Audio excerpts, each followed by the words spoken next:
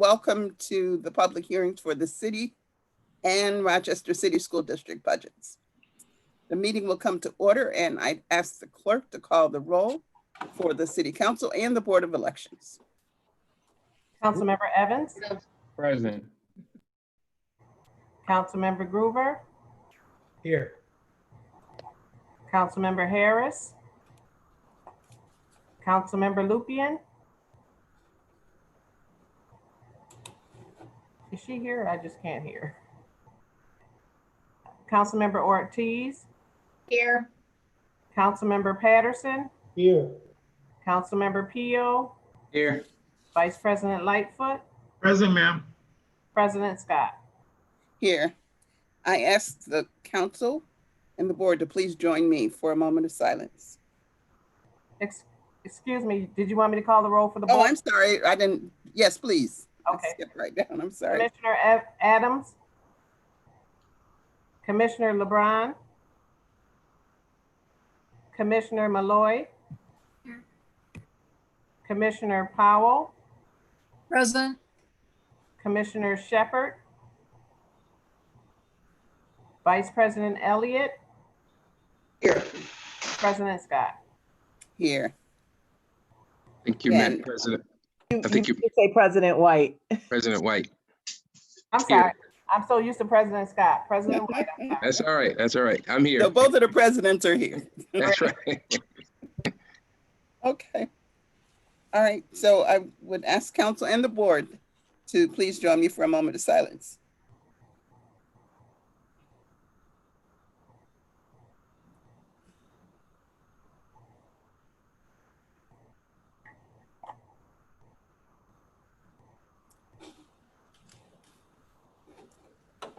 Councilmember Evans, would you lead us in the Pledge of Allegiance? I pledge allegiance to the flag of the United States of America and to the republic for which it stands, one nation, under God, indivisible, with liberty and justice for all. Thank you. Thank you. Thank you for joining us for the budget public hearings. Tonight's hearings will be broadcast live on our YouTube channel and linked to our Facebook page, as well as City Channel 12. In an effort to provide individuals with increased access, we have provided the public with 3 ways to participate in our public hearings tonight. Individuals were able to send in emailed comments to be read by our staff, could leave voice messages that we will play live on the air, and participate in the video conference. For those who have selected to participate via video conference, you will be held in the waiting room and admitted when it's your turn to speak. We will now begin the public hearings. Pursuant to law, public hearing will now be had on the following matter: adoption of the budget estimates for municipal purposes for the 2020-21 fiscal year, appropriation of sums set forth therein, and approving commercial refuge fees. Introductory number 237. Any person desiring to speak in reference to said matter will now be heard. The following comments will be read into the record by council staff. Sarah Koopman. Dear Rochester City Council members, I am writing regarding the proposed Rochester City budget for fiscal year 21. Because the way that the city in which I live allocates resources, it is important to me. I am concerned because the proposed budget for fiscal year 2021 allocates 27.5 employee years of overtime for the patrol division of the police on page 9-23. Please do not continue to fund police overtime and instead direct that money to Black and Brown communities. Black Rochesterians have the right to live without fear of police harassment, constant stops, unconstitutional searches, and the threat of police violence. The City Council needs to address systemic disinvestment in Black and Brown communities and stop investing in targeted criminalization and surveillance, especially in the wake of COVID-19. As a first step, I am asking you to refuse to pass a fiscal year 21 budget with a single dollar for police overtime. That money must be reinvested in Black and Brown communities through a community-led process. Additionally, we need to establish a fund for incarcerated individuals, organizations, and businesses who were cut out of federal COVID-19 relief funding. Thank you for your time and consideration. Elaine Grace. Hello. Please do not increase the budget for police while decreasing money allocated to jobs, healthcare, school resources, and other social services. If anything, we should decrease the police budget and allocate these funds towards supporting the local community so that they have the resources they need. Increasing the police budget will just increase the violence and oppression of people, especially people of color and low socioeconomic status. Thank you. Kayla Carpatella. I am a Rochester resident, 14620, and I am respectfully requesting that RCSD and Rochester City Council cut ties with the Rochester Police Department. While RCSD continues to struggle with its budget and poor educational outcomes, the police department continues to be funded at astronomical levels. This is unacceptable. We must prioritize our community's children over institutions of racism. They have done this in Minneapolis, and we must do it here. We need to defund the police and reallocate that money to support services. Thank you for your consideration. Madeline Madakis. Dear council members, I am a lifelong Rochesterian reaching out in concern over the budget for the next fiscal year, which was presented to the council this May. Understandably, Rochester, like many cities, is facing a budget deficit of about 20 to 25 million. It is my understanding that some of this deficit will be made up by levies on taxes. As a taxpayer, I and my family do not object to tax increases if that money contributes to bettering public education, expanding family programming, or offering quality low-income housing or other beneficial programs. Rochester faces high extreme poverty rates, especially in Black and Brown communities. The levels of crime in Rochester, like other cities, is tied to the lack of options and support available to vulnerable communities.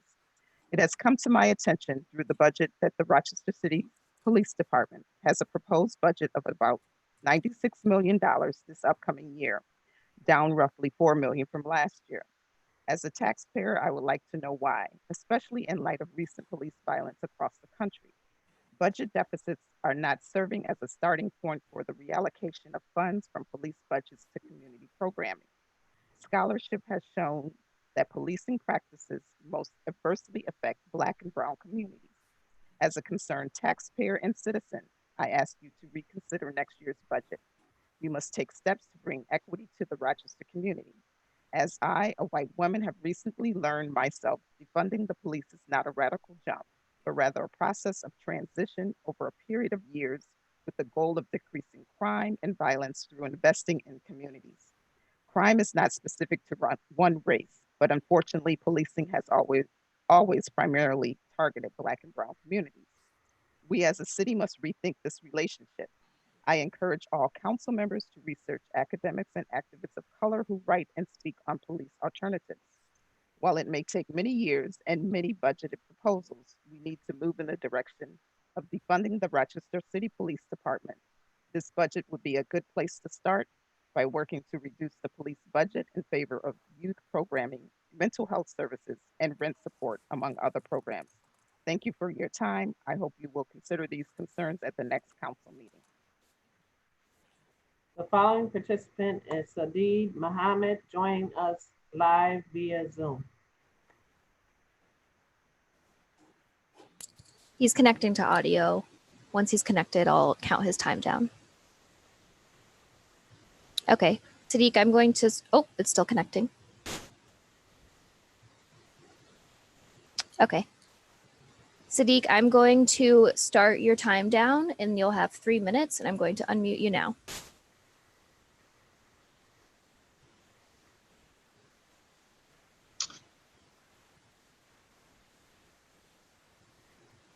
Disconnected, I'll count his time down. Can you hear me now? Yes, you can start now. Still connecting. Am I good to go? Yes. All right. Yeah. So yes, my name is. Start your time down, and you'll have 3 minutes. If you have the YouTube link open, you might be hearing feedback. Oh, I apologize. Yeah. Yeah, so again, my name is Sadiq Muhammad, and first I want to say peace to the City Council. I'm happy to say everyone is healthy and well. I'm joining today to express my opposition to police in schools. I've never seen the reason for police to be in schools and or seen in a positive effect from police in the schools. So yeah, just expressing my opposition that way. And you know, the majority population of city school is African American, and be it the tension in our communities is has always been high, and as of today is at an all-time high in my lifetime that I've experienced. I see no need for police for that presence to create even more tension in city schools, where our kids are going to uh, go to an environment, you know, that should be a neutral environment, an environment that they can bloom in, you know, environment they could get their education and bloom in. So again, I see no need for them to be in the schools. I'll tell you guys a little story. And this past school year, 2019, I pulled up to my child's school and to bring them a healthy lunch. And what I seen was a police officer carrying a young African American male out the school. The young man was about 10 years old. He was in handcuffs, and the police was giving him a wedgie, holding him by his drawers and in his shirt, carrying the boy out to school. Obviously, the young man was a troubled young man. He looked like he could have had some type of, you know, mental health issues. So it's just like the care and you know, them understanding their responsibility. These aren't young juveniles. These are people's children. You know, and me as a father having to see that when I pull up to my daughter's school is unacceptable. It's just unacceptable. So, you know, that's why I feel like I believe that the 1.57 million that the police get can go towards, you know, mental health. It could go towards teaching our children better nutrition. It could go towards, you know, all those type of positive outlets that kids don't have, many kids don't have at home. So that's that for me. Thank you guys. Thank you. The following comments will be read into the record by council staff. Anthony Calderon. Dear City Council members, I started my recreation career as a kid volunteering my time at the rec center, knowing this is what I wanted to do as I grew up. In 1988, I got a chance to work during the summer when I was asked by my softball, flag football, floor hockey, and soccer coach if I would like to work with him at LaGrange Rec Center. Since 1988, I've been doing the job that I love, starting from the bottom and working my way to the top.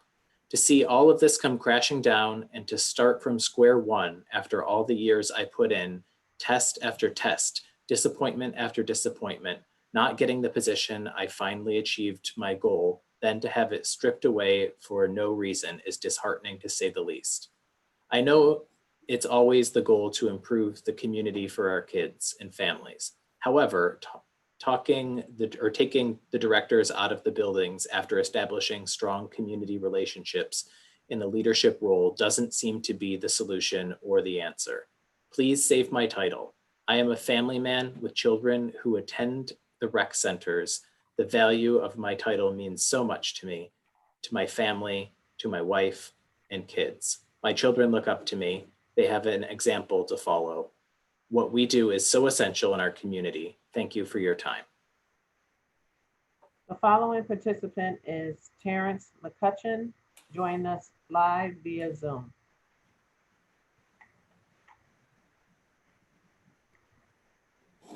Hello? Terrence, I will start your time now. Go ahead. Thank you. My name is Terence Mccutchen. I currently hold the position of Center Director at the Tyshawn Caldwell Our Center for Hope. I'm speaking to you today in regards to the elimination of the Center Director position.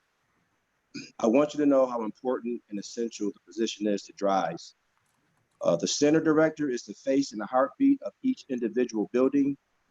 We are the supervisors, the mentors, the problem solvers, and there to answer or put out any fires or issues or concerns that may arise throughout the workday. The center director position has value and importance to the community. Without the center directors being in each building daily, it can be a safety issue for the staff and participants because you don't have that daily supervision to oversee any problems that may arise or any issues that may occur. I've been in the department for over 25 years, and I've picked this profession because I felt that it was a great career to have and to be a positive role model for our community and the participants that we serve, especially our Black and brown boys. Without the center director's position, there isn't any career ladder. There's only the recreation leader, which is an entry-level position. I don't feel that you would have people working for 20 plus years due to the fact that there isn't any room for advancement. I went into this field because I felt that it offered a great opportunity for a career working with the youth and the community. I've earned my position by taking several civil service exam tests to achieve my titles as center director. I've come up through the ranks. I was a part-timer initially, to a recreation leader, to a rec supervisor, to a senior rec supervisor, to a center director. And I earned every title through civil service exams. So hopefully you will see how important the center director's positions is to our community and our participants that we face and serve, and keep those positions in our centers. Thank you. The following participant is Bill Slocum, joining us live via Zoom. He's connecting to audio. Bill, I'm going to unmute you and then you can start your time.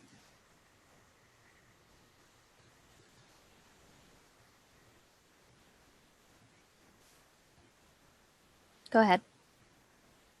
Good evening, everyone. I'm here before you today to address the union concerns to the proposed 2020-2021 budget in the Department of Recreation and Youth Services. The department has proposed to elimination of titles of the rec centers, directors, facility supervisors, and recreation supervisors. This action completely cuts out dozens of career ladder opportunities and sends seasoned and qualified lead staff back to their original entry-level post.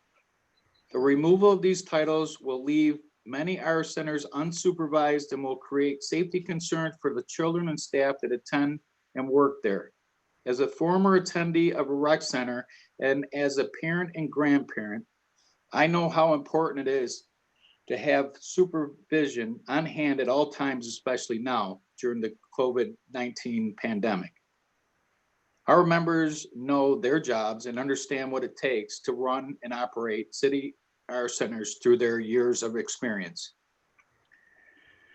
I ask you to please take a look at this plan that appears to create management positions mirroring the duties of the directors and supervisors already doing this work. These managers will be doing union work and we won't stand for it. This proposal is not a budget savings. It provides management positions on the backs of hardworking men and women who are facing up to $20,000 in wage cuts. And I don't believe that the proposal is operational. What I do know, it's anti-union.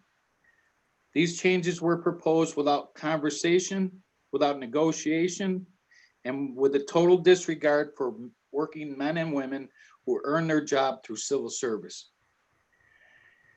AFSCME has been a part of the cities of Rochester since 1946, the year of the general strike. We have proudly served the community and the city residents. This is not the way to make change. Your changes hurt families and upset work environments of dozens of city workers. I ask you to save these positions for the safety of the children, the morale of the staff, and for our members facing draconian and unsustainable cuts in pay. Thank you for your time. The following participant is Lavette Gunner, joining us live via Zoom. She's connecting to audio right now. Hi, Lavette. I'm going to unmute you and then we will start your time.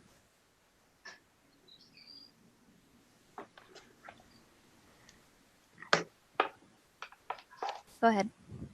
My name is Lavette Gunner, and I have worked for the city for over 20 plus years. I have been a recreation supervisor for the past 3 years, and my title was changed to facility supervisor last year. My job duties are the same as a center director, but the exception is I did not supervise a full-time staff member. The last couple of years, my colleagues had assisted me in transitioning into my role as facility supervisor. I always had looked up to the rec staff and directors ever since I was a teenager. The rec staff and directors were a positive model and influenced my decision to pursue recreation as a career. I first started working for the city as a youth worker, rec assistant, and then playground supervisor.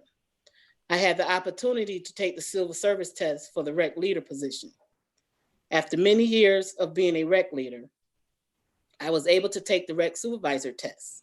I failed the test twice, but I was determined I was going to pass. And on my third try, I did pass. This is one of many steps that is needed to move forward in recreation. Since the facility supervisor and center director position is being eliminated, now I will not be able to fulfill my goal of becoming a center director in the future. So I'd just like to thank you for giving me the opportunity to speak.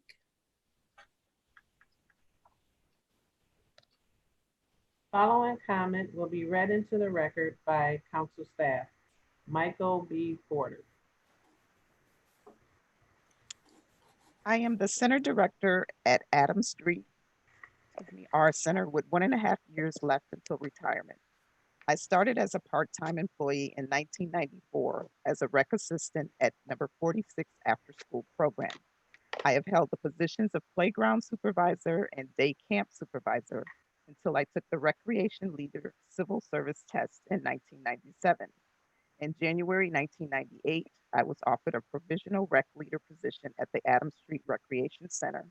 And in March of 1998, I was hired permanently with several other people, many who are here today, 25 plus years later, as center directors. After serving as a recreation leader, I took the civil service test for rec supervisor and was promoted to that title position at Edgerton Recreation and Humboldt Recreation.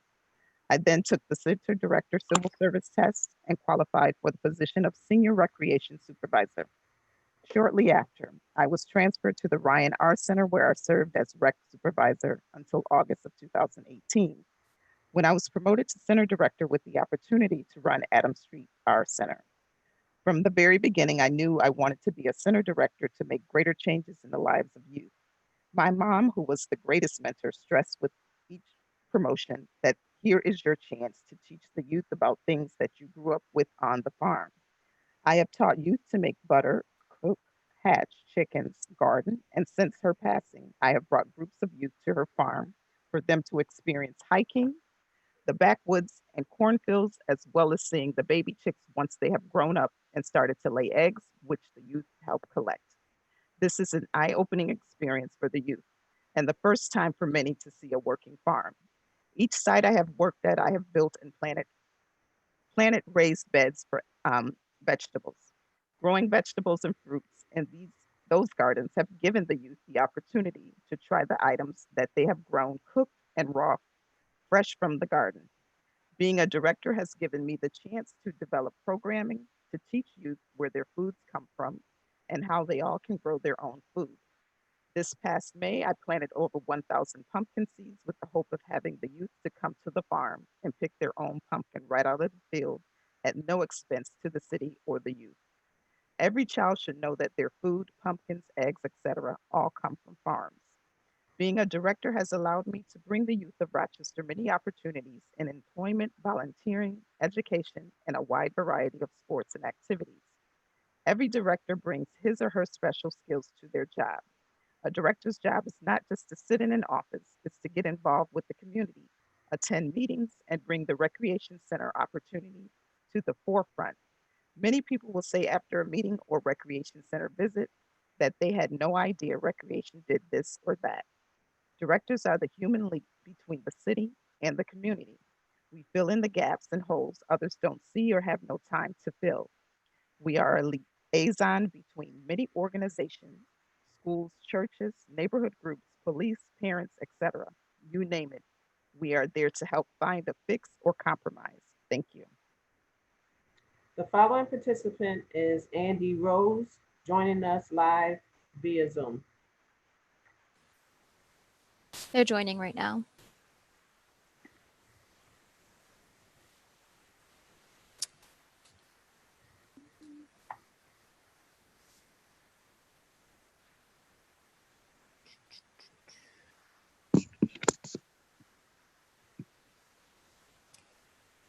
Andy, I'm going to start your timer and then ask you to unmute yourself. So you should be unmuting right now. And go ahead. Good evening. My name is Andy Rose. I've been working for the Department of Recreation and Youth Services for 23 years, and I have been a center director for 6 years. Growing up in the city, I frequently... Oh, I'm sorry. I'm listening to something else. Okay. Growing up in the city, I frequented rec centers. It became a part of me. The more I went to the rec centers, the more I wanted to stay there. That was directly associated with the leadership in the building, which started with the director. As a young Black boy, you don't know how proud I was to see that a Black male was the center director. The same person took to me as a mentor and also instilled values in me. That person was Gene Williams, rest in peace. I may not have gone to college without someone convincing me that I could better myself with a college education, and also I could see a different part of the world. Fast forward to after coming home from college and looking to make a career for myself, I wanted to be a director because I wanted to be a role model and affect change in my city. I take pride in my title. It means a lot to me because I earned it. It wasn't given to me. I had to take tests and score in the top 3 to even be interviewed for the job. I had to become a rec leader first, then a rec supervisor before being a center director, which means I went through the process I mentioned earlier 3 times before even becoming a center director. When I did get to that goal, I can't tell you how good it felt to have a business card that said, Andy Rose, Center Director of Flint Street Community Center. My own kids were always proud to say, my dad is the director at Flint Street and he runs the building. The title means something even more than the money means. There's a lot of respect and sense of pride and purpose that comes with that. I'm a role model to those that don't have a voice for themselves, and I take that very seriously. I serve the community with love, and the love that I serve the community with is reciprocated back to me by the community. It's important for kids of color to see a man or a woman who looks like them, comes from where they come from, sitting in the position of center director. I give them hope that they don't have to be in the streets or do certain things to obtain wealth or money or respect. Just like when our 44th president, Barack Obama, became president, kids of color finally believed they can do anything they wanted to and be what they wanted to be. That's the same impact we have on the youth that we serve. I ask that you take a good look at restoring the title of Center Director, as our impact on our city and communities we serve won't be told by the numbers, and there's a lot of value that you can put on it. Thank you. Thank you. The following comment is from Daniel Donarana.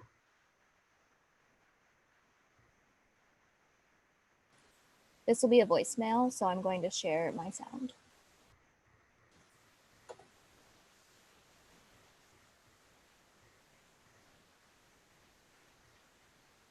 Hello, my name is Daniel Donnarumma. I'm a resident of the city of Rochester, and I'm calling to request that the city of Rochester consider defunding the police by 50% and reallocating those funds to community agencies, community resources that will better serve communities of people of color. Thank you so much.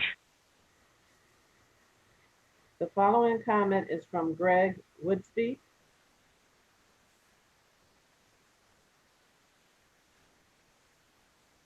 Hi, my name is Greg Woodsby. I'm a city resident. I live at 250 Rosedale Street. I know there's a hearing on the budget tomorrow for the police department, and I would really urge all city council members to look closely at that budget and consider reducing it and giving some of that money to the Rochester Public Schools. The following comment is from Jenna Curcio.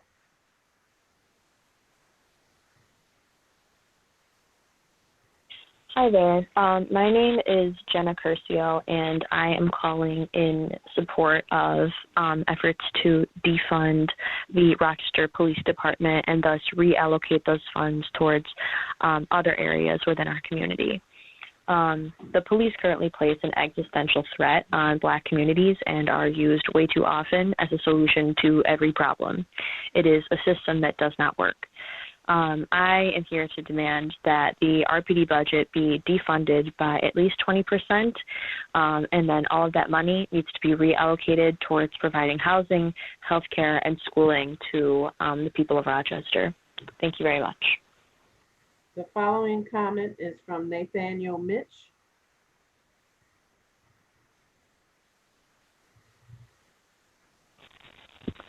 Hi, my name is Nathaniel Mish, and I'm a Rochester resident in the East District, and I'm calling to urge members of the City Council to defund the Rochester Police Department in this next budget and to reinvest those funds into programs, resources, and communities that actually promote public safety. Thank you so much. Bye-bye. The following comment is from John DeStevens France.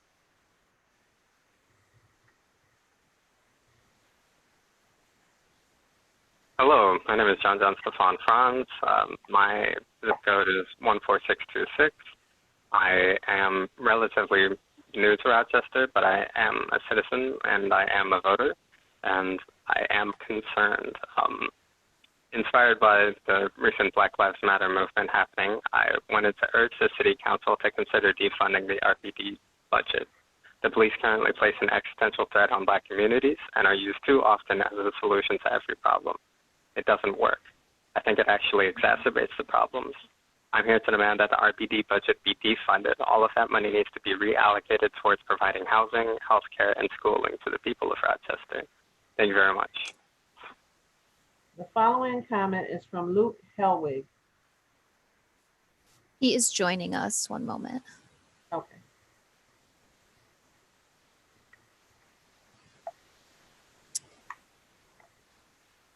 Luke, I'm going to have you mute yourself, and then we'll start your 3-minute timer.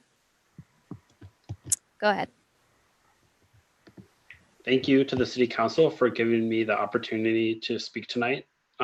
If you look at page Roman numeral 12 of your proposed budget, you'll see an organizational chart for the city government. At the top of the chart are the citizens of the city of Rochester. Tonight and in the past 2 weeks, the citizens of Rochester, your boss, have given you a clear directive. We, the citizens, have ordered you to rethink our approach to public safety and community health.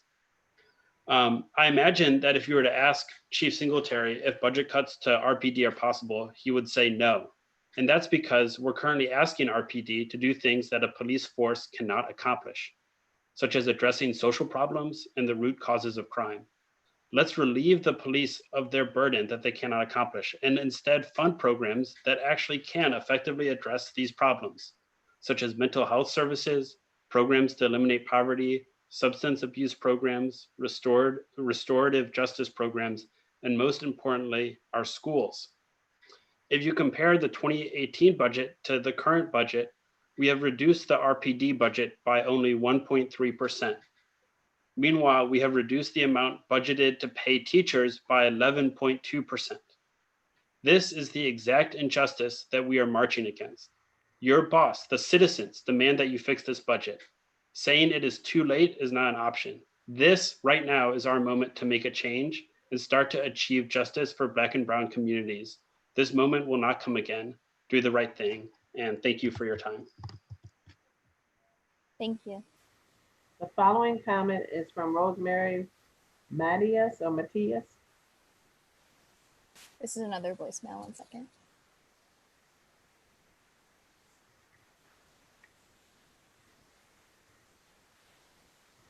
Hello, my name is Rosemary Matias, and I am a Rochester resident. I would like to call on all council members to defund the police by at least 50% in the upcoming budget and reallocate those funds to housing, RCSD's budget, and other services that our community is in desperate need of. I do not believe that policing Black and brown bodies and continuing to fill our jail and prison system with these folks will help move our community forward, and think that the money that is being set aside for RPD could be put to better use to serve our community. Again, my name is Rosemary Matias, and I am a resident of the city of Rochester, and I'm calling on all council members to consider defunding the police in the city's upcoming budget. Thank you. The following voicemail is from Shay Herbert.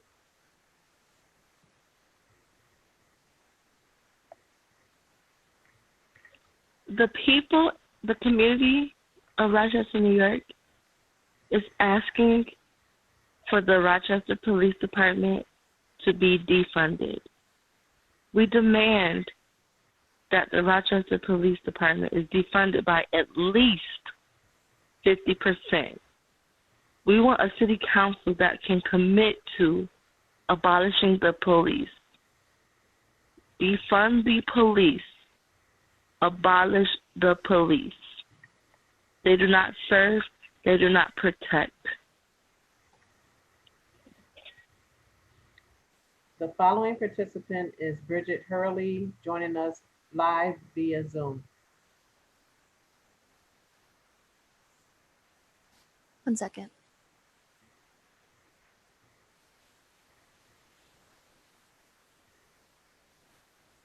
Bridget, I'm going to ask you to unmute yourself and then we'll start your timer. I am muted, I think. Oh, we can hear you. Go ahead. Oh.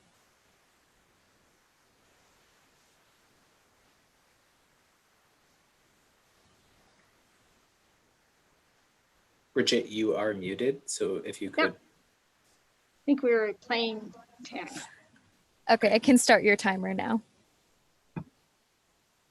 Great. Great. Thank you all for the opportunity to address you today.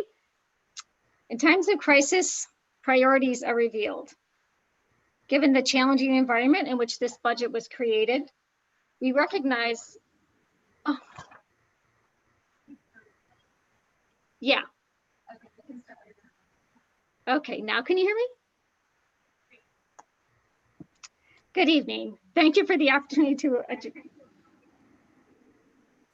Bridget, I think what might be happening is you might have been watching this on YouTube, so you might be getting reverberation, or because the YouTube link is delayed. Okay. So if you close that window, you should be able to make your remarks.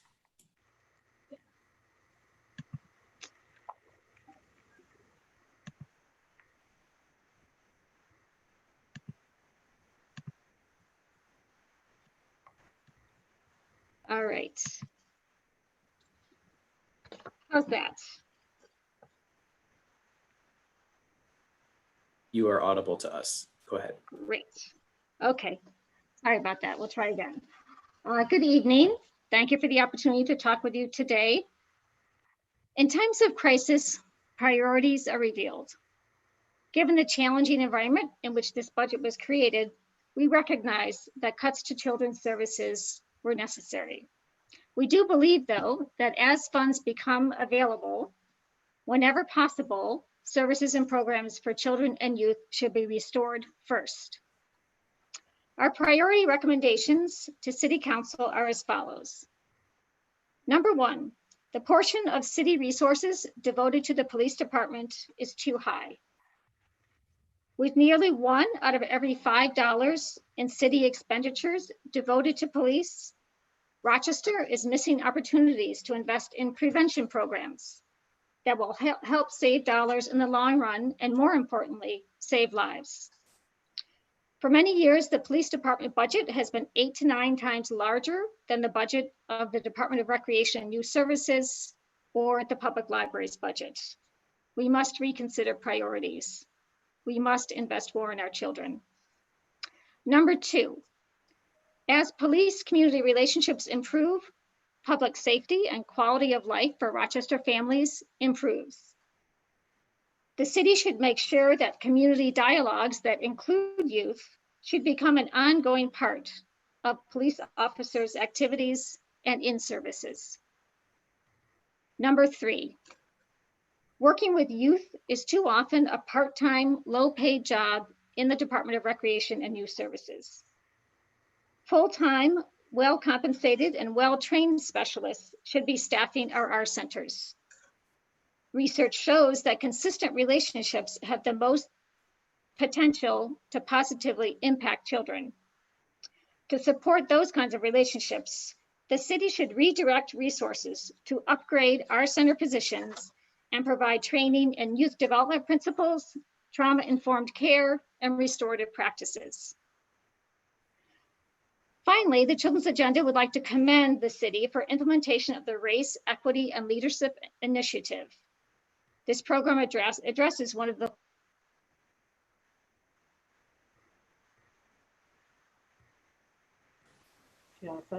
You have 30 seconds left, but you have also been muted. Richard, I think you've muted yourself.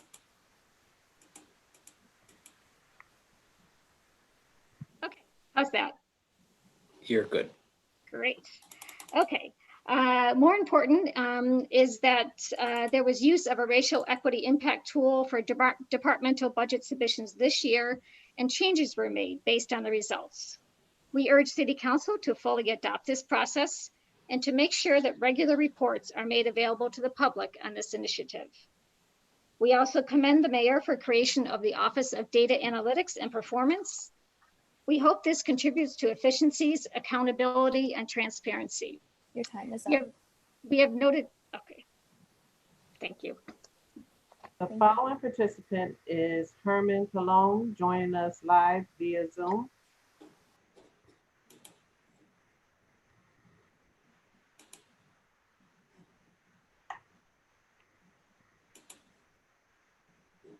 Herman, once you have been unmuted, we're going to start your timer.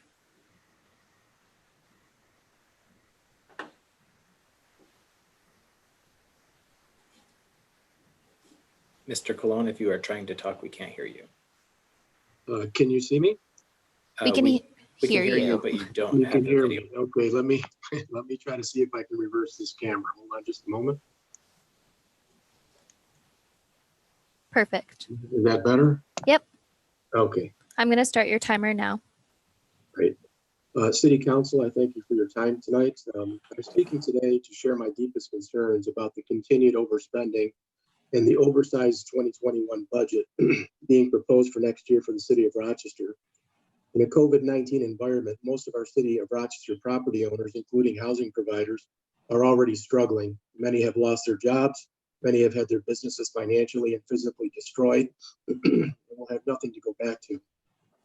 Why then are we being forced to pay more in property taxes while also being forced to deal with historic property tax assessment increases that are averaging 17% or more across the entire city?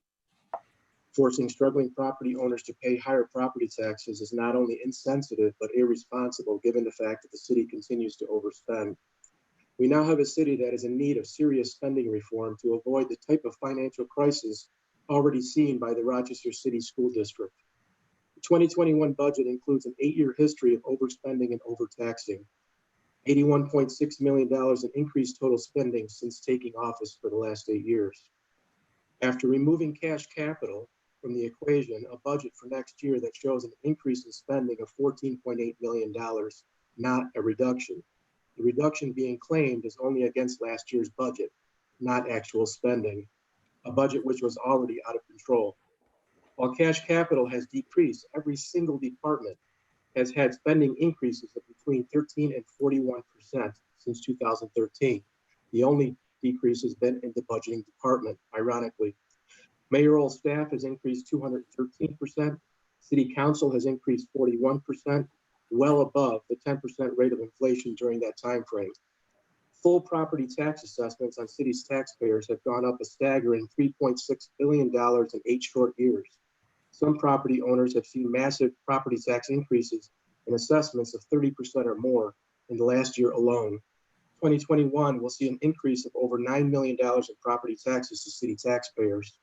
To put things in perspective, the 21-year history up until including 2013 only saw a 5% increase over a 21-year period.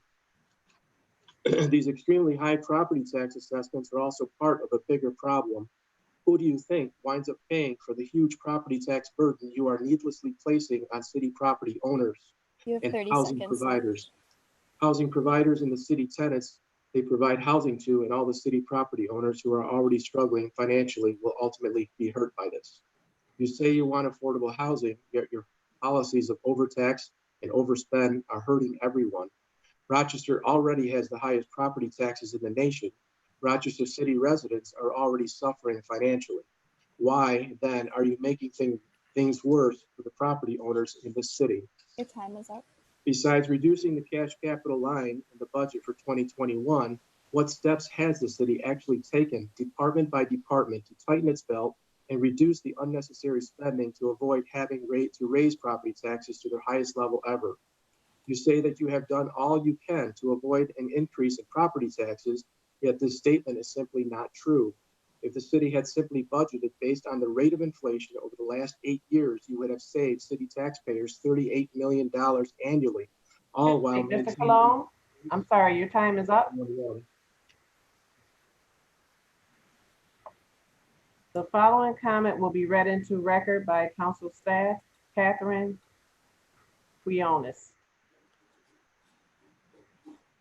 Am I off of mute? Can you hear me? Yes. I have been an active member of Adams Street Recreation Center for almost 14 years. I have seen the kids start out young kids, grow into strong, successful teenagers, young adults. I have seen some return to volunteer there or work as staff. All this happens because of the dedication from the Adams Street directors. They become part of each one of these kids' lives, help them grow, support, encourage, guide, mentor, tutor, and counsel them. It is through the guidance of the director like Mike, along with his staff, that our recreation center is one of the best in the city. He goes above and beyond to make it such a success. I was disappointed to find out about the cuts and how this will impact our children. If they have no supervision, safety is a concern. No one for the kids to speak with or go to for their problems. Programs will be affected. Parents will not feel comfortable allowing their kids to go there. Less kids attending can affect the number of staff to be employed. I ask that you reconsider the budget, keep the directors in place for the sake of our youth and our community. The following comment will be read into the record by council staff. Cammie McNeil. Along with the coronavirus, there are other issues impacting our communities. The subject I'm speaking about is the well-being of our children through their physical, social, and psychological development. I run the martial arts program at the Adams Street Recreation Center. For the past 47 years, I have been working with students' interpersonal and communication skills. With this teaching, resourcefulness and problem solving develop. I have received feedback and many letters of reference stating that what we do facilitates the social and emotional development of our young people. We can't do this and be successful without the building administrators that work one-on-one with their programs. The city saves money by the removal of the center directors, but at what cost? So many of our youth need the attention. If we don't think more about working now with some of the problematic issues with youth, we will pay for this later in the loss of life and the financing of our future penal systems. Please let us keep our directors. The The following participant is Ayman Abid, joining us live via Zoom.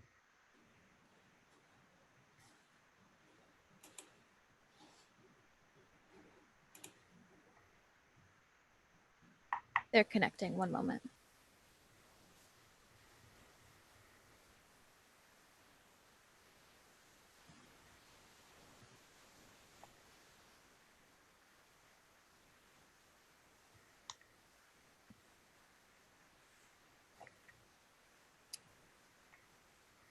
Okay. Hi. Okay. Can you guys hear me? Yep. I'll start your Yes. timer now. Wonderful. So my name is Iman Abe and I'm a community member. I appreciate all of you for giving me this time tonight. I know that, of course, the environment that we're in right now is quickly evolving. I want to commend, number one, all the different electeds who have been a champion for both the Black Lives Matter movement and education equity. And I just want to thank each of the council members and board members that I've had conversations with on the issue itself. I just think it's a true testament to your commitment that's come long before these last 2 weeks. And I think it was ever needed to establish the groundwork for what we're about to be witness to today. I'm here to really just talk about what we know is about to happen, and that's cutting SROs out of schools. I think with the budget issues that we had in the district and what we have had to choose between, whether it's been social workers and counselors or keeping SROs in schools, you know, the original decision to cut away at 5 of our SRO officers was great. But I think with the current environment that we're in, clearly there's a new movement and a new interest in removing the program itself completely outside of our schools. I don't think necessarily based on the conversations I've had both with students of the district, educators, professionals that work in the district, that this is actually working. There has been no statistics, no data to prove that SROs in schools is actually keeping our kids safe. And that actually includes everything that's entailed in the school to prison pipeline, whether it's metal detectors, the possibility of using facial recognition. The program in and of itself is just completely problematic, and I think it just needs to be completely eradicated. So for those who have spoken out in support of removing SROs, I highly commend you and really need you to hone in on this and make sure that that's fully committed as we move forward to the vote.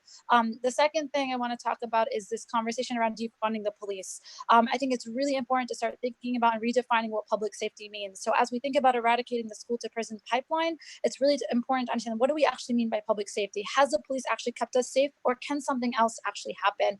And so I hope that both city council members and school board members can start thinking more about as they develop contracts with the police department anyway, whether it's through programs, whether it's through contractual obligations, whatever it may be. I think it's really important to start thinking about how we can take away and invest less in those policing institutions and start investing more in community-based services. Now is not the time to be a champion for those for rebuilding or reforming the police institution. It's a time to start defunding and start stepping away from what we understand the policing as it is today, and start 30 seconds left. Start thinking about what we mean by public safety in the future and what we can actually do. Thank you. The following participant is Destiny Ford, joining us live via Zoom.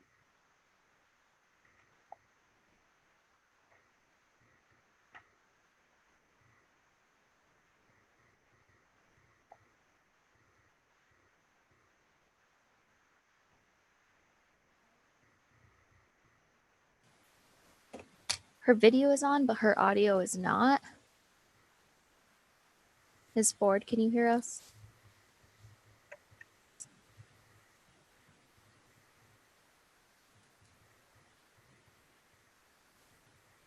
Oh, she's connecting. 1 second. Perfect. I'm just going to ask you to unmute yourself, and then I'll start your timer.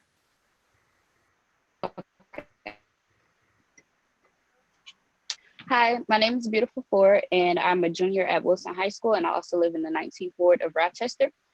Today, I'm going to be kind of speaking on how I would try to speak generally for all the my peers and people in my community, but student in RCSD and at Wilson, I do not believe that we need SROs.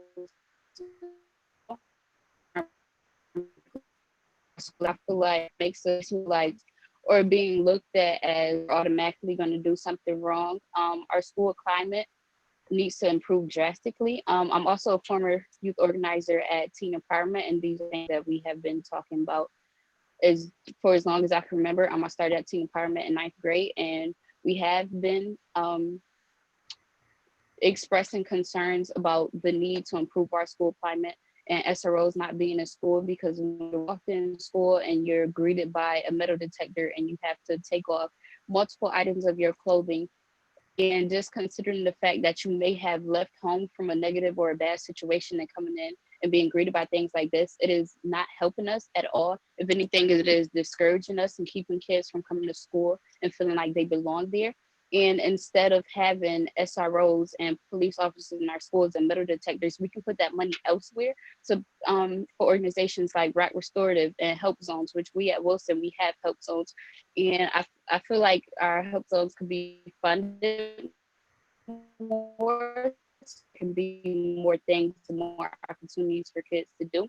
Also, there's definitely a lack of counselors and social workers. The amount of trauma that students in RCSD go through, I feel like it's kind of a no-brainer to put more counselors and social workers in school, because on the emotional level, a lot of students are broken, a lot of students are suicidal, they have anxiety, they're depressed, and they feel like they have nowhere to go. And considering the fact that we spend most of our time in school, I think the best route to make would be to make school a safe educated, which RCSD, we can improve on that, but also they can feel safe, they can feel like they have someone to talk to, and they can feel like they don't have to keep their feelings bottled up.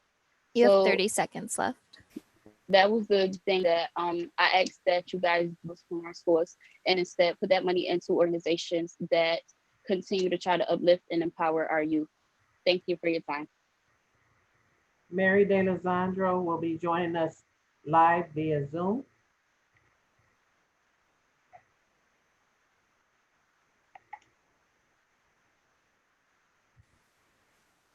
She is connecting to audio. 1 second.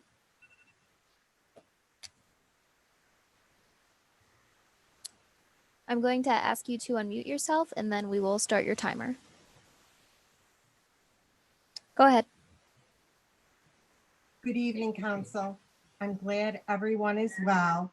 I'm Mary D'Alessandro, a resident and investor in Rochester. The current proposed budget reveals taxes are going up. Only you can vote for the well-being of our residents. A couple things that may have escaped you. Rochester has the highest poverty rate in the state. How do we raise people out of poverty into home ownership when we raise taxes and set these people back 5 years for their goal? I hear this at every meeting that I attend in the city. I never see you at those meetings, so it is very appropriate to remind you. What happened to the need for affordable housing? The city will not be able to build its way out of homelessness. Only people that provide housing will be able to accomplish that for you. However, raising taxes makes it very hard to provide affordable housing. People in our city have been out of work for months. People in our city have been going to food distribution centers so they can eat. People have not been able to pay their mortgages or rent. Businesses have been shut down for months. You really think this is the time to raise taxes? I guess God help us all. Is there any decency or concern for any of the people you share? Let's remember all the people that have lost their lives this month. Do you think they care about an extra box of pencils? No, but they do care about the families they left behind. Do you? Shame on the person who prepared a budget that will raise taxes during such a difficult time for the people in our city. The reality is very ironic. The city wants to raise taxes at a time when people are not sure they can even pay the current taxes. This is reality, folks. Pull some decency out of your hearts and vote this down. Demand that every penny spent is absolutely necessary. And I'm 66 years old. And I'm sorry, but Rochester has the highest crime rate. We need our police force. Because if we keep talking to them the way that we do, when we need them, they're not going to show up. Not all police officers are bad. Thank you. Kelly Cheeto will be joining us live via Zoom.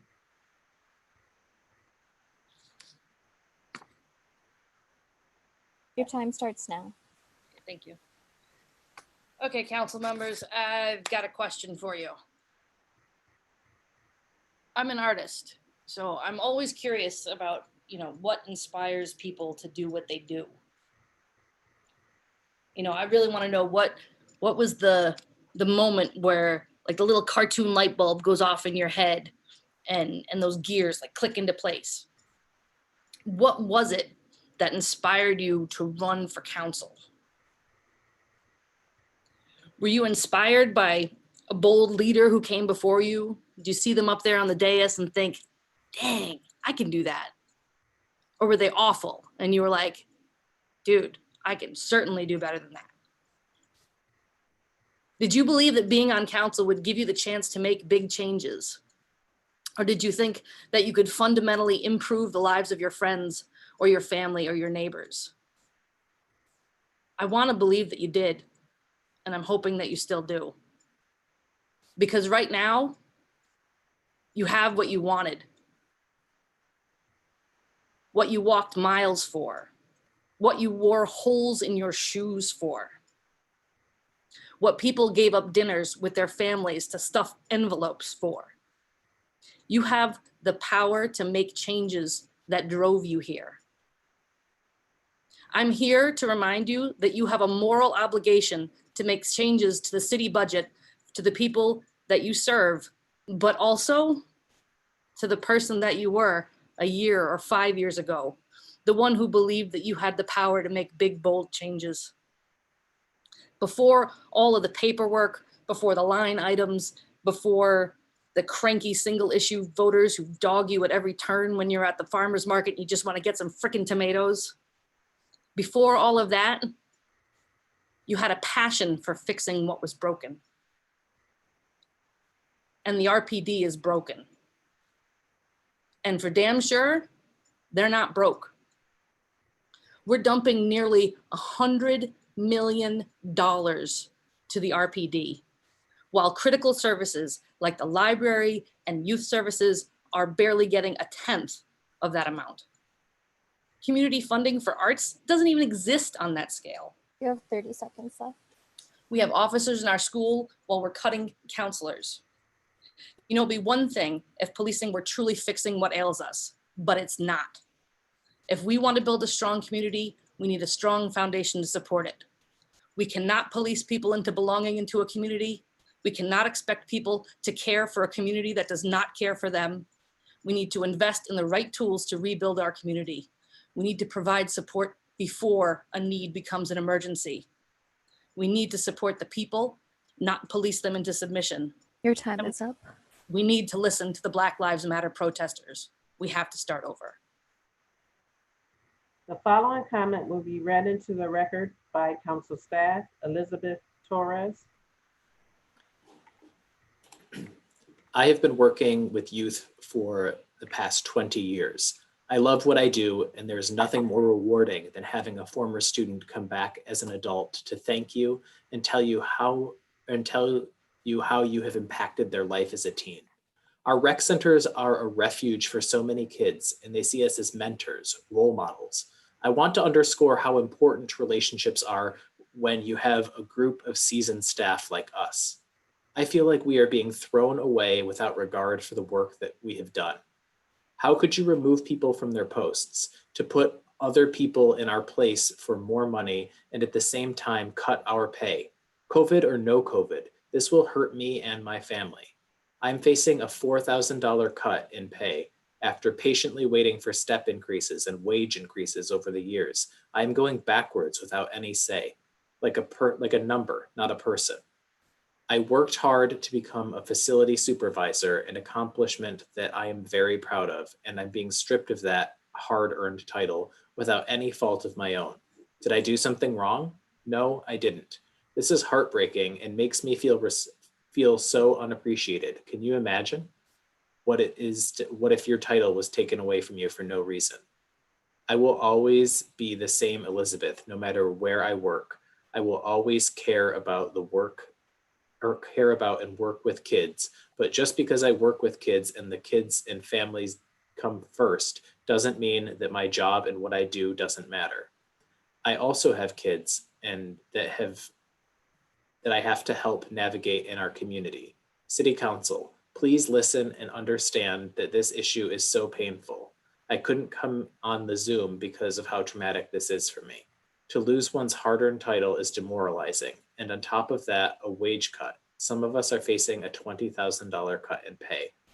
Thank you for the time you've taken to hear my comments and concern over this matter. The following participant is Rena Golden, joining us live via Zoom. Peace. Can y'all hear me? Yes. Okay. I'm a 19th Ward resident and homeowner, mother, educator, arts administrator, small business owner, and a mentor to many of our city's youth. I am in favor of the cut of SROs from the city budget, amongst other cuts to redirect funds from that enormous amount we, the taxpayers, spend on policing toward a truly safe community that addresses real causes of problems, not adds to them. I implore all of my elected school board members and city council members to support the permanent removal of police from RCSD and cut the RPD budget in half, redirecting funds to programs that impact lives positively. My reasons: the spaces where our children gather, grow, and learn what it means to be human should be sacred space. Our children are being mentally, emotionally, physically harmed by having police in their schools and in their neighborhoods. They are afraid, agitated, provoked, and mishandled on the regular. And their experiences are not divorced from the experiences being filmed, reshared, and recounted over and over and over again of mistreatment, brutality, and repeat trauma. Their experiences are not divorced from the reports we've heard from defendants and public defenders again and again about police harassment, excessive force, and disproportionate arrests of Black bodies for suspected petty crimes and traffic violations. These are shared experiences with their cousins, siblings, aunts, uncles, parents, grandparents, and many of us, and on for generations. This makes police presence in their schools and neighborhoods a hostile offense that we should never have let happen in the first place. Spaces of learning and growth should be sacred, safe, and protected. It is up to us as adults to work with our youth to make that possible. In my 20 plus years of working with youth in this city, I have personally witnessed youth who were classified as violent, disrespectful, oppositionally defiant, and a whole bunch of other stuff that made folk want to give up on them and throw them away. Many of these youth are working in our community right now to affect positive change, including my own child who was a SOTA grad, who was on the mayor's first youth advisory council, but also had terrible experiences with the police and continues to. Some of you are also have heard from these youth yourself firsthand. Some of them are in your families. Some of you heard from Dred Prout during the May 30th protest at MLK Park, who was also one of those students who could have been classified with any of those descriptors that I just mentioned. Your time is up. Some of these students are now even teachers and mentors. Y'all, this is just what's right. We need to divest from police and redirect funds to community-based alternatives and individuals that are trained and effective in addressing root causes, creating true safe spaces for Black bodies. It's a new day. We have an opportunity to seize and reimagine a world where true public safety means removing racist institutions that do harm and investing more aggressively in programs and new systems that holistically address the root causes. Thank you very much. Stevie Vargas will be joining us live via Zoom. Thank you. I just want to hold space for Rena real quick because she just gave y'all an entire word. And I hope you heard every single bit of it and took it to heart because we are serious. My name is Stephanie Vargas. I'm a community organizer for Citizen Action of New York. But beyond that, I'm a parent and I am your constituent. In my role as an organizer, I have the important task of engaging other community members. And I can say that overwhelmingly, your community, our community, has fought to get SROs out of schools. And we ask you to stand by that commitment. Just on Monday, I heard from a former RCS student who talked about her experience with encountering a cop for the first time. And it was behind a school in the hallways at 12 years old, where a cop maced her in the face because they confused her with another student who was involved in a fight. No 12-year-old should be maced in the face. And I can tell you this right now, if a cop maced my child, I'm going to jail. Students should not be introduced to police, especially in a place of learning, a place that is supposed to foster a safe environment. By allowing RPD to dwell in our schools, you are introducing harm to our students and you are feeding them into the prison pipeline. And beyond getting SROs out of schools, we as a community are demanding that we defund and divest from police. We must invest in our communities and our youth. There is no reason we should be spending more money on policing than youth services. There is no reason we should be spending more money on police than education. There is no reason we should be spending more on policing than the needs of our community. This is a demand from your constituents, young and old in a different backgrounds across the board. We are telling you to stand by your constituents. We put you in a position of power. It is your duty to listen to us. And if you do not follow the demands of the community, it is our duty to then hold you accountable. Thank you. The following comment will be read into the record by council staff. Ravi Mangla. Budgets are a reflection of our values as a community. We know that the current crisis will impact revenue both now and in the future. And it's more important than ever that we rethink how funding and resources are allocated in our city. Right now, we spend nearly 8 times as much on policing as youth services and recreation. The proposed budget includes significant cuts to our R centers and flat spending in many other areas. To quote Jillian Johnson, the mayor of Durham, the safest communities don't have the most cops, they have the most resources. I urge our city council members to commit to reimagining safety in our city by making a significant investment in youth services, libraries, housing, recreation, and neighborhood development by reducing funding for the Rochester Police Department beyond the current budget proposal. I support your efforts to remove school resource officers from our public schools, but we also need a dramatic reduction in police spending, including overtime, so we can make meaningful investments in our broader community. The following comments from Abby Prince Nodworthy will be read into the record by council staff. Hello, I am writing to request that the City of Rochester defunds the police. I think reallocating funds to mental health resources, affordable housing, and public health approaches will greatly decrease violence in our area. Thank you. The following comment from Abby Feldman. The voicemail. 1 second.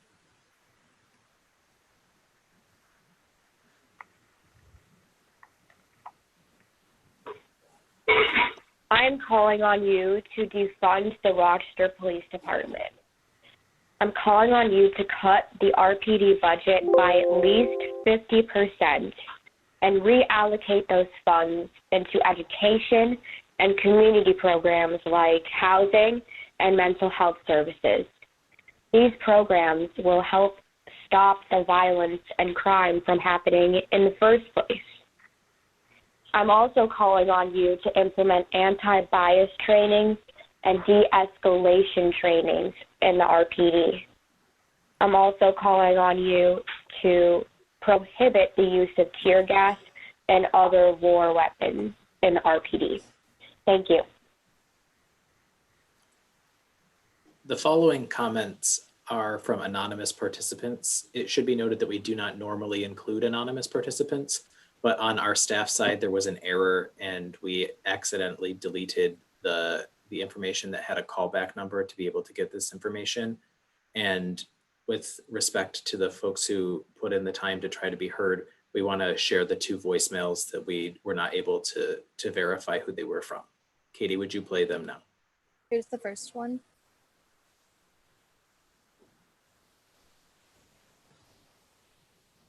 Hi, I'm a concerned citizen of Rochester, New York, and I'd like to talk to you for a moment about our PD budget.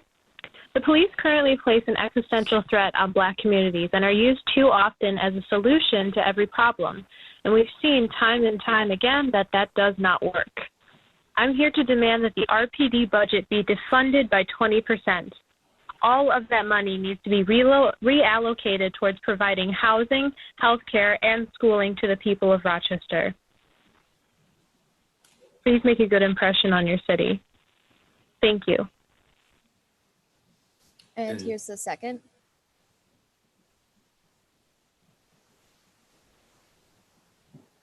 Hello, I'm a Monroe County citizen, and I am calling to request that you defund the police by 50%, reallocate money for that budget into the city school districts.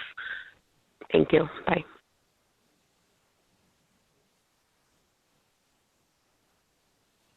That concludes the speakers for that hearing. So President Scott, if you would like to close that hearing. I'm sorry. So that concludes the hearing. So there are no more speakers for the hearing, and if you can close it. All right. So we've reached the end of our speaker list, so that concludes this public hearing. Not the public hearing, just the hearing on that particular one. Let me find my notes here. Okay. All right. Actually, it would be up to the clerk to read the next public hearing in, so. Okay, there are no more speakers, so that hearing is closed. So, Madam Clerk. Pursuant to law, public hearing will now be had on the following matter: adoption of the budget estimates for school purposes for the 2020-21 fiscal year and appropriation of sums set forth therein. Introductory number 238. Any person desiring to speak in reference to said matter will now be heard. The following participant is Jessica Fleming. She will be joining us live via Zoom. She is not in the waiting room. She's not. Yeah, there's no Jessica or Fleming, so I would move on to the next. Okay, the following comment will be read into the record for Jennifer Schumann. Dear members of the Rochester City Council, my name is Jennifer Schumann, and I'm a special education teacher in the Rochester City School District. I want to write to you one last time before you vote on the Rochester City School District budget. Many events have occurred in our city and country over the past few weeks that have impacted our students. In addition to the pandemic and the stay-at-home orders, students now are dealing with the protests and racism all around them. Students need our support now more than ever. When the budget was first proposed, parents asked the district and board of education to pause because of the pandemic. With so much uncertainty around what schools would look like in September, let alone June at this point, they asked that everyone take a step back until there was more information. Parents from my building, School 43, had only 3 weeks between the announcement of the building closing and the decision to close permanently. They feel they were not given the time to respond and be listened to. The district also claims that all parents and families have been notified and they are working with them through the process. I've talked to many parents and they do not feel that way. I talked to 2 parents just last week, one of whom is thinking of moving out of the district because she is that frustrated with the district. I work with 6th grade students who should have been notified about where they are attending 7th grade next year and not affected by school closures. One of my parents called placement while on a Zoom meeting with me and was told on June 3rd she would be told in a couple of weeks. For students in schools that are closing, the deadline was June 1st, so that answer would make sense. For sixth graders who had to have their applications in 2 months ago, that is a frustrating answer. One teacher at my school said that her homeless parents did not get the packets for choosing schools for their children. They would not get the benefit of choosing where their children get to go next year. This was the last week of May. The district claimed in April that it had contacted all the families about the closing and was working with them. These families did not get what they needed and were not getting the same chance as other families. In another instance, a third grade student told the teacher that she would be at school number 43 for fourth grade in September. This was at the end of May. Parents also want to pick up their students' personal belongings, but have not been given any indication when this will happen. Staff was told the buildings were closed May 29th. One of our teachers was told that the buildings are completely closed as of June 5th. I know students in my 30 class seconds. things that I bagged up and labeled for them to pick up. Parents would like them as well as their students. We're finally told on June 8th that Wednesday, June 10th, from 9 to 3, parents can come to get their children's belongings. Parents may not be able to come in, but that is the only day that they were allowed to come into the building. Communication seems to be lacking for many parents. I think the district needs to pause on this budget, as one of our parents said so well at the meeting on May 7th. There are many unknowns with what school will look like in the fall. Our students also need stability. They need to see similar faces who can support them after such upheaval after the past few months. I believe school or staff at School 20 will feel the same way. There are a few other remarks that are on this, and this comment has also been forwarded to both the Board of Education and the council members in its entirety so that they can review it. The next voicemail is from Clara LaBrosa.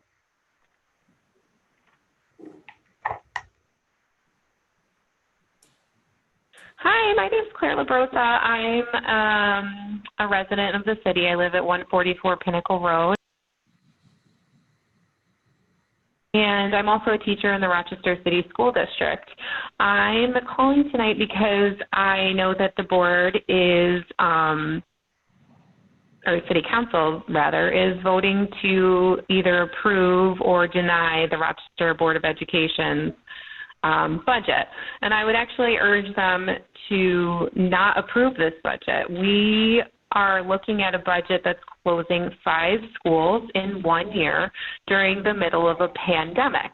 And the fact that we have students who are experiencing trauma right now, students who may not be able to access school because they don't have access to technology, we are going to need our students to come back to a district that's fully staffed and ready to support them when they return. And this budget does not allow for that.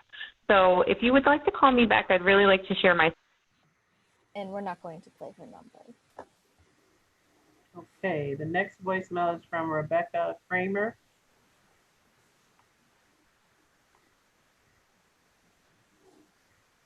Hi, my name is Rebecca Cranmer. I am an RCSD third grade teacher and a resident of Rochester. I am calling to demand the City Council to vote no on the RCSD budget that was passed on May 7th with a 6-1 vote in favor.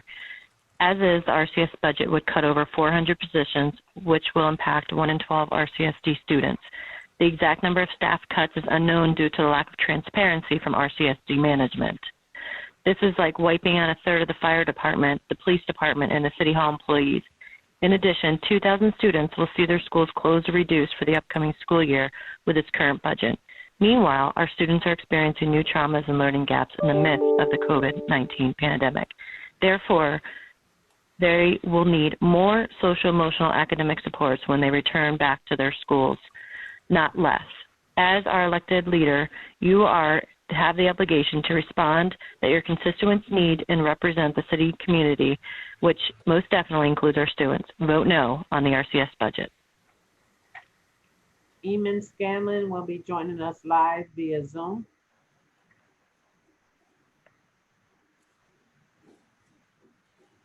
Eamon, if you want to unmute yourself, you are ready to go.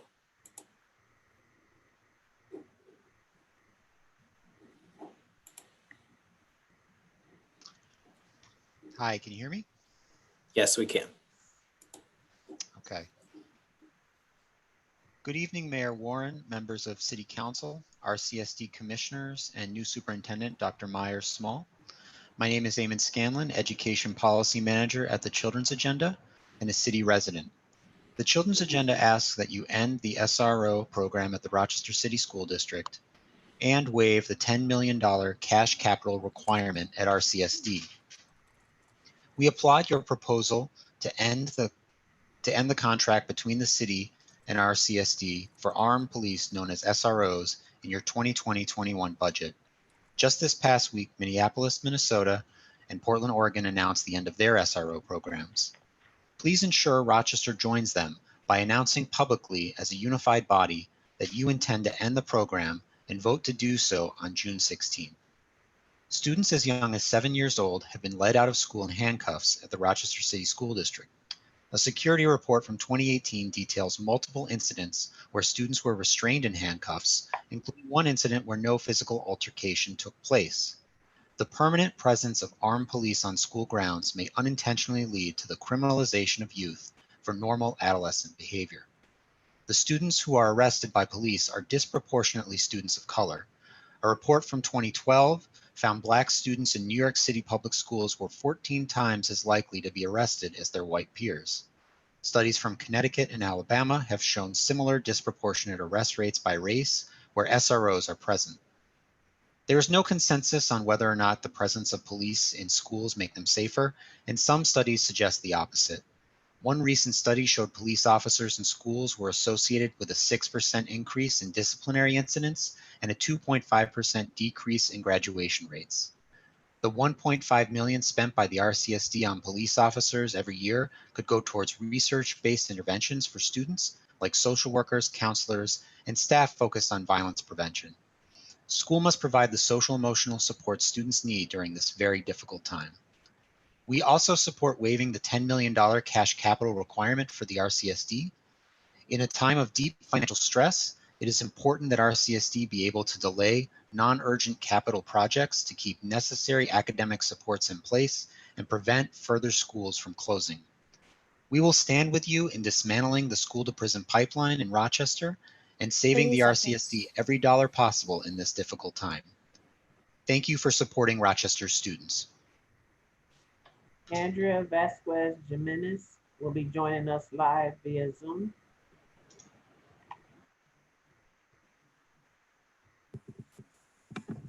Hi, my name is Andrea Vasquez Jimenez. I'm the co-director of Latin, the Latinx, Afro-Latin America, Avia Yala Education Network based out of Toronto, Canada. At Latin, we were one of the lead organizations that pushed for the successful removal of the SRO program at the largest school board in Canada, the Toronto District School Board in 2017. We are in full solidarity and support the multiple peoples, students, parents, caregivers, guardians, community members, educators, and organizations, including Citizen Action of New York and the Children's Agenda, who are asking for the end of the SRO program and waive the cash capital. The historical decision to remove police from the Toronto District School Board schools was anchored by an equity lens, as noted that their primary goal was to capture and center the voices of those students, families, and communities who have traditionally been excluded, marginalized, and/or discounted. This equity lens was established upon inception and through the decision-making. Within the Toronto District School Board Caring and Safe Schools Annual Report 2018 to 2019, in comparison to their numbers of 2016-2017, we see data pertaining to the post-SRO removal landscape. Key findings were seen that expulsions have plummeted of 53%, and suspensions 24%. And this was seen through a shift from punitive disciplinary practices, and instead, the most used interventions by the schools were contacting the parent, guardian, guidance support, social work support, and restorative practices. With this stated, and the growing evidence supporting the success of police-free schools, we know that we do not need any more data or reports for other school boards to pursue equity and center those most negatively impacted and invest funds to actually create conditions of healing and learning for all students. We're all full aware of the realities of police presence in schools. It has been well documented for decades.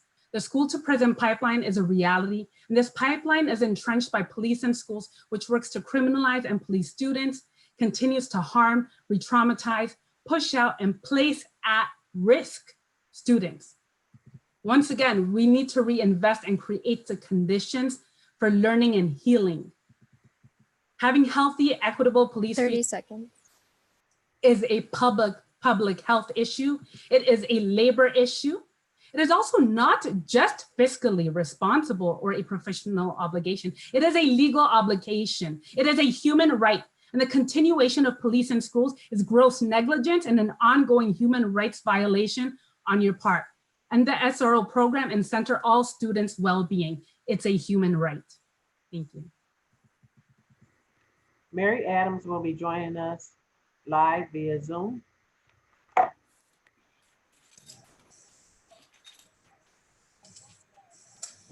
I'd simply like to thank Mayor Warren and City Council for defunding the police in our schools. Your decision to end the school resource officer program is ethically correct and is supported by a preponderance of evidence in work around academic success, school climate and discipline, and long-term outcomes for students. I so appreciate Andrea's comments just now.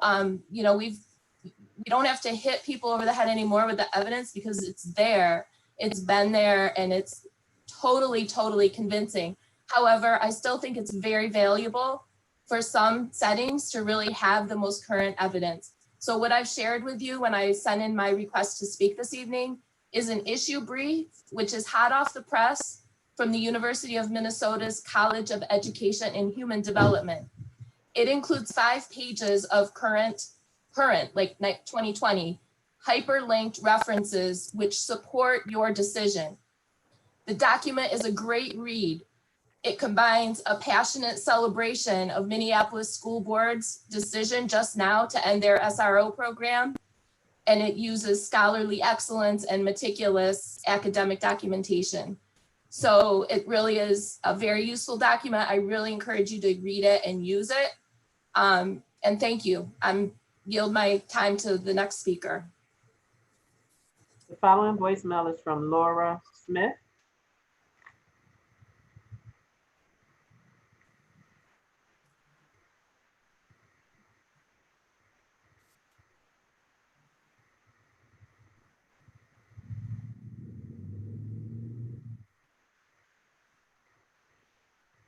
Laura Smith. I am a Rochester City resident, and my daughter will be entering the Rochester School District school system in 2022. Thank you for listening to my comments today. I apologize that childcare arrangements mean I can't give my comments live over Zoom, as I know it can be really helpful to see the person who you're speaking to. Still, I just wanted to lend my support to the proposal to remove SROs from schools, and to thank the council for being willing to hear the community on the true impact of having armed officers in a learning environment. Not only will the removal prevent further traumatizing incidents and create a healthier, less adversarial environment for our children, but the reallocation of those funds will have a significant positive impact by providing crucial funding to other educational and support programs. I think it sends an important message to our children when we are willing to listen to them and to rethink our approach, and to admit that a program may have inflicted harm on those it was trying to protect. When Toronto School Board made this change in 2017, they saw a 24% drop in suspensions and a 53% drop in expulsions for the year 2018 to 2019. I have no reason to doubt that we can achieve a similar positive impact, building further on the work done to correct the appalling suspension figures released in 2014. As part of that, though, it is also critical that the Council waives a $10 million cash capital requirement to provide money for the services needed to support our children. So I would ask you to please both eliminate school resource officers and waive the cash capital requirement. Thank you very much for your time.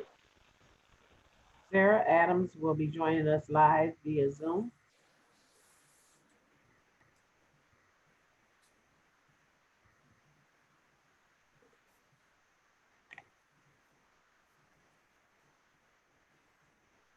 Sarah, if you are able to unmute yourself, then you would be able to provide comment. Okay, can you guys hear me? Yes, we can. So my name is Sarah Adams. I'm an 8th grader at East High School. And first I just want to say I'm really thankful that it's really looking like the SRO program is going to be removed, but I just want to speak to the issue one more time because I don't want anything last minute to happen. I don't want people to think that people are not caring anymore because it is still something that needs to be talked about. And I just want to make sure that that decision stays and it does go through. So for me, I don't even know my SRO's name, and I definitely don't see him very often. When I do, it's usually after a fight that SSOs have already broken up. And personally, I just don't feel comfortable seeing a police officer walk around with a gun, especially with everything that's been going on with things like, you know, the murders of George Floyd and Breonna Taylor. And even locally, we had a 10-year-old girl who was handcuffed. And the idea that the same police department who feels that handcuffing a 10-year-old girl is safety and protection is in our schools, it just doesn't sit right with me. Because there's no reason that a child that young should be handcuffed. Handcuffed is traumatizing and criminalizing. People like to say that police are there to make sure students' first experience with cops is positive and all that type of stuff. But if they really care, if they really do care about building those relationships, why don't we see the police officers when they're off duty? Like I've never seen a police officer not in uniform. He's always either in uniform or in the school, and that's like the only times I see him. And I feel like not like 90% of them don't even live in the city, and from what I've seen, they, like I said, they don't take the time to come out. But on the alternative, I see my SSO everywhere, whether it's the mall, a community event. I just see my SSOs all the time. And like I said before, SSOs are the ones who do everything that people think the SROs do. They break up fights. They're the ones who get kids through the scanners in the morning. They sit in the hallway and make sure kids go to class. And you can get 3 of them for the cost of 1 SRO. I just really don't see the sense in cutting the social workers and counselors who are the ones who are gonna stop the things that the SRO is there for from happening in the first place through, you know, talking with the kid and things like that. So I just really hope that you guys keep the decision that you plan to make and cut the cops, because that shows that you have our best interest in mind. And yeah, that's really all I have to say. Thank you. Sarah Hughes will be joining us live via Zoom. Good evening. Are you able to hear me? Yes. We are. Okay, great. My name is Sarah Hughes. I've lived in the Rochester community for my entire life, and I'm a relationship artist and a youth empowerment specialist. I'd like to ask all of you just to take a moment and recall your own childhood and teenage experiences in school. Think about the people you counted on when you were upset or in distress. Were they trusted teachers, counselors, or other school staff? Were they friends who understood and related to your challenges at home with other peers or stress over the state of the world? Or were they armed police officers? Our RCSD students and families have consistently been devalued in all matters of public policy. Despite having the greatest number of millionaires and billionaires in the country, New York State consistently refuses to tax them appropriately in order to raise the revenue necessary to invest in our children, our youth, our families, and our most vulnerable communities. As our local elected representatives, I'm urging you to pressure the state to make the wealthy pay their fair share.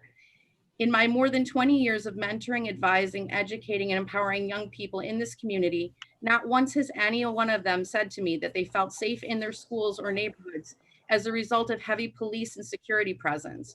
They've consistently asked for more social emotional supports, more opportunities to express their opinions, their creativity, their talents, and their dreams for the future.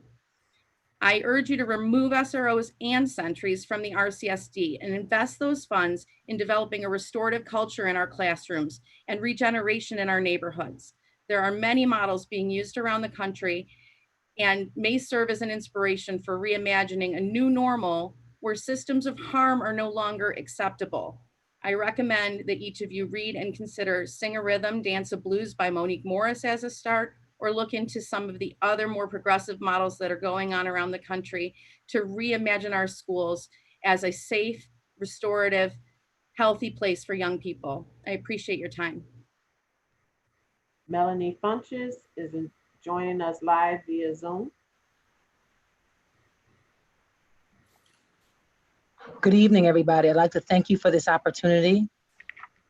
Everything that we do as the adults in the lives of children is modeling and teaching. I'd like to ask, what are we teaching our children? Between 1991 and 2017, the rate of Black adolescent suicide rose 73%. And the rate of suicide among Black children ages 5 to 11, yes, 5 to 11, doubled in the same time period. According to a study by the Journal of the American Medical Association, one of the reasons for this was aggressive school discipline. So when we are trying to keep kids safe, under the guise of trying to keep kids safe, you have SROs in schools. However, they are having the opposite effect. And there is not substantiated evidence, as everyone before me has said, there is not evidence that it works, but there is a preponderance of evidence that when the presence of police in schools increases the chance of children going on the school to prison pipeline. The thing I want to implore you is not just to go forward with what you're doing to get SROs out of the schools, but to also defund the police and waive the cash capital. But when you defund the police, invest in mental health so we can get at the root causes. It should not be that I have to talk to you about the suicide of 5-year-olds, of Black 5-year-old children. That should not be. I should not be sitting here talking to you about this. But because we do not have enough services in our schools, we do not have enough services in our community, that there's money that can go to that. If you take 10, 15% from the police, it would be enough to help save some literal lives of Black and brown children in our community. So what I'm asking you, again, knowing that everything we do as the adults in the lives of children is modeling and teaching. What are we modeling? And what are we teaching to the children of our village? Are we teaching them that their lives matter, that we are the adult protective shield that we are supposed to be to care for them? Or are we teaching them that we are breeding them to be criminals for the school to prison pipeline? And I yield my time. The following comments from Barbara Van Kerkhove will be read into the record by council staff. I am a parent of an RCSD graduate and a longtime member of the Community Task Force on School Climate. For several months, the CTF and its members have been working to end the School Resource Officer SRO program at the Rochester City School District. I understand that this proposal is now supported by the Rochester City Council in the pending city budget. I applaud the City Council for taking this bold step to transform our schools into safe spaces built on strong and caring relationships rather than the fear of punishment. Armed police officers in schools has been associated with disproportionate arrests of students of color and Black male students especially. There is no consensus among researchers whether or not police within schools makes them safer or reduce the number of violent incidents. Some studies have suggested the opposite is true, including one showing a rise in violent incidents and suspensions associated with the presence of police in schools in Texas. As you have likely seen in the news, school districts in Minneapolis and Portland have recently ended their SRO programs. More cities are likely to follow.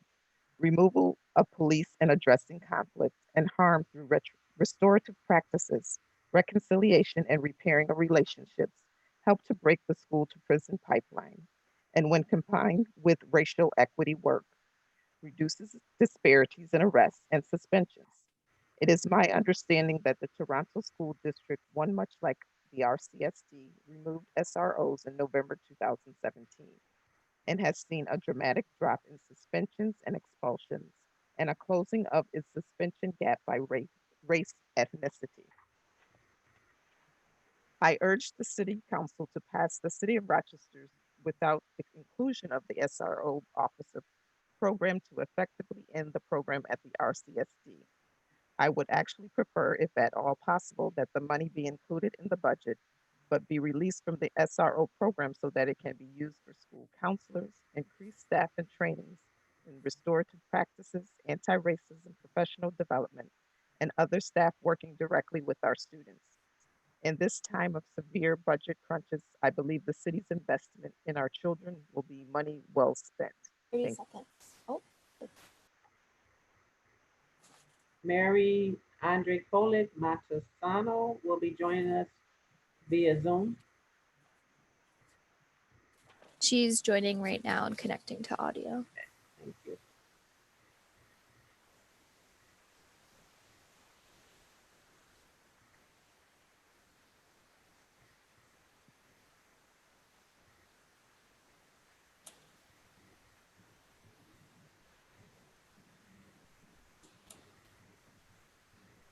Mary, is your audio connected?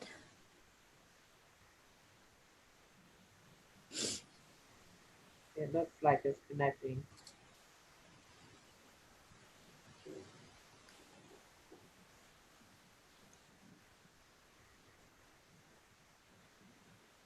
It's connected. You just need to unmute yourself and you'll be able to, once you start, we'll start your 3-minute timer.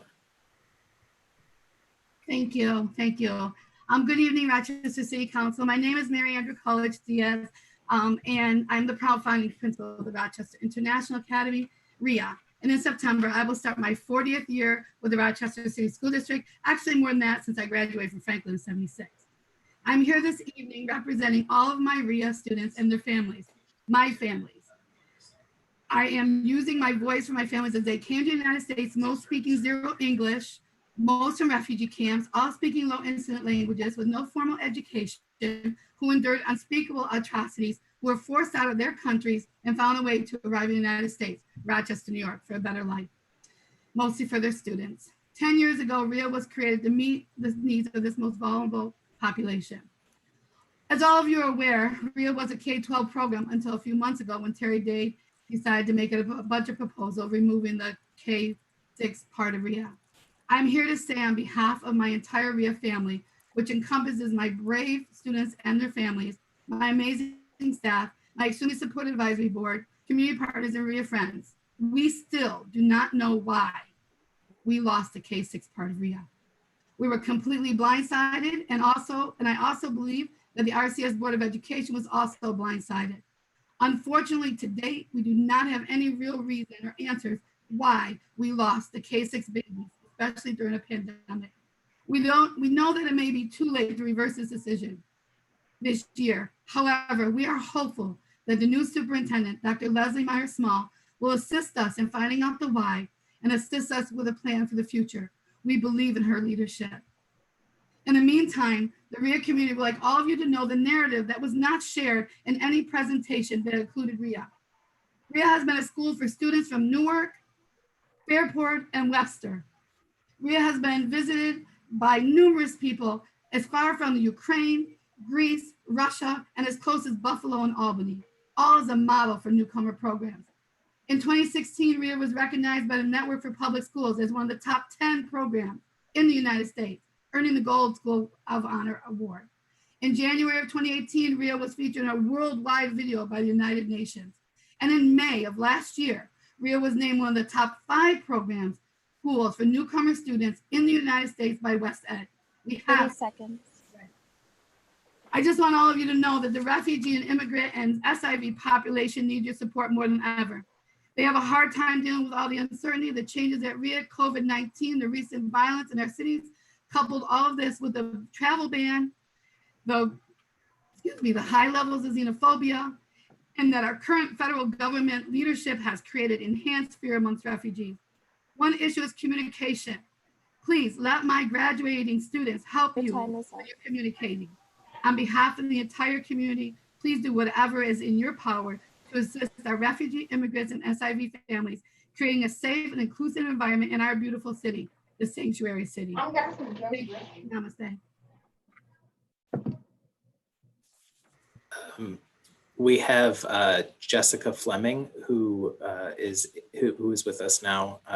There was an error with the name that she signed in on. We were able to connect with her via email, so we would like to give her a chance to make her remarks now. Thank you. My name is Jessica. I am a parent to 2 students in the district. I am on Citizens Action Education Committee. I'm here today in support of Rochester City School District ending the SRO program. I stand with our student leaders on removing police from schools and all of their demands for their district, the student leaders. If the model students and leaders in the district do not feel safer with police at the school, there should be no police in schools. I'm calling on City Council to put their money when their mouth is and long-term with supporting Black Lives Matter by defunding the police and by supporting education. Councilman Pio, on your social media page, I saw you reference the high-speed chase at the hands of the once young man who shot a police officer as an example as to why we need more police. That man was a child with an intellectual disability when he shot that police officer, a tragedy all around. In a different district, if he was a different color, he would have had a massive intervention from speech pathologists and other clinicians, where he would have been given the foundation language to develop the emotional regulation and social skills he needs to be a successful adult. My son Elijah has moderate to severe autism. He's one of 2 white students in his 3rd grade autism classroom at School 29. My son and his classmates are losing their entire educational team during a pandemic where distance learning has completely left them behind. Their teacher is being displaced to high school. Their speech pathologist, the person who gives them language for their feelings, has been laid off. Their TA and para who have worked with these children since kindergarten need to find other placements due to the schedule change with extended learning time was cut. My son's Black classmates are losing their educational team during a pandemic while witnessing trauma in their community as their community fights for their lives. Living in a community in which the police handcuff and arrest 10-year-olds less than a month ago. They will be required to meet their educators on Zoom. Their suburban peers do not have this added stress or trauma. This is not equal education. It's a violation of their educational rights, which is one reason the district is owed $85 million by the state of New York in foundation aid. If you stand with the community shouting Black Lives Matter, we need you to defund the police. We need you to hold our mayor and the state officials accountable to restoring funding for education. Governor Cuomo hasn't offered a solution by allowing summer school for the school district's most vulnerable students. It's acknowledged that it's left these students behind with distance learning while also sending a clear message that they will not offer a practical solution. 30 seconds left. Our mayor sits on charter school panels in Albany during budget season instead of fighting for much needed funding for our schools. These 2 facts are all the proof we need that a change in power will not serve our community students. Until Black students in Rochester are given the tools they need to be successful in life and in school, there should be $0 for the police. The police are a Band-Aid while we ignore the problem of systematic oppression and racism that plague this city and this entire society, starting with education. Thank you.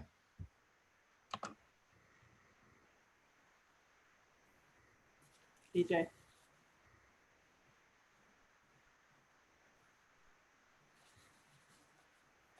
You're muted. You're muted, BJ. Well, I was giving the best speech, so I'm very sorry. You gotta give it again then. There is one other comment where there was a staff error in not being able to capture who it was from. So this is another anonymous comment for the RCSD budget that Katie Hasselwander will be playing the voicemail for. Again, this is not something we are typically willing to do. We do not play anonymous comments, but this occurred due to a staff error, so we will play this one.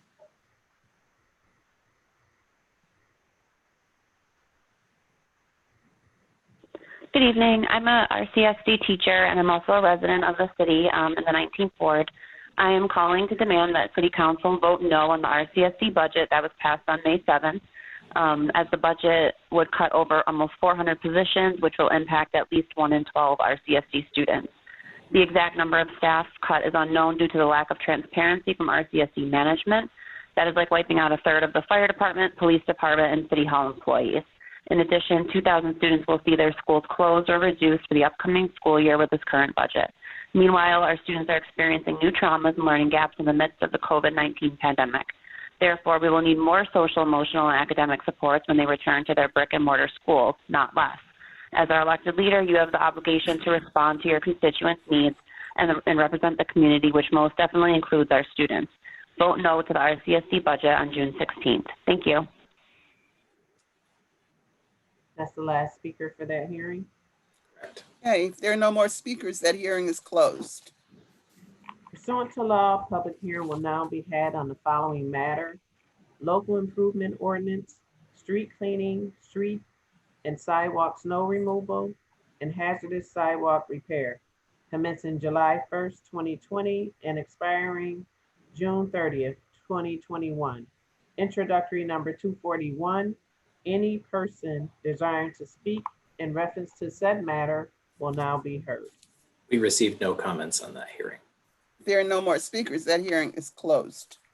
Pursuant to law, public hearing will now be had on the following matter: confirming the assessments, amounts, and charges to be inserted in the annual tax rolls for the fiscal year commencing July 1st, 2020 and expiring June 30th, 2021. Introductory number 242. Any person desiring to speak in reference to said matter will now be heard. The following comments will be read into the record by council staff. Cindy Rittenhouse. Dear council members, I hope you are well. I am reaching out to you about the potential increase in property taxes. I saw a news article saying that the city plans to make up some of its current losses due to the pandemic by raising property taxes and am quite concerned about this.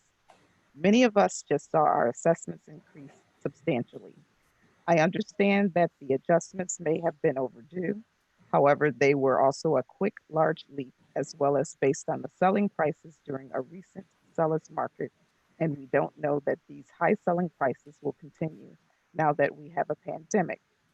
My assessment went from $155,000 to $197,000, which under current tax rates will increase my city taxes an estimated $350.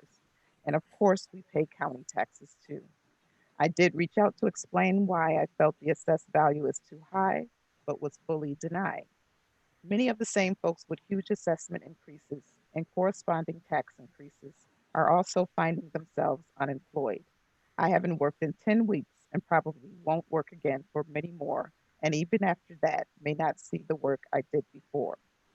Together, these large assessment increases in a market that may not hold, plus property tax hike, plus job loss, are all a triple whammy that may push many lower middle income folks out of their city homes.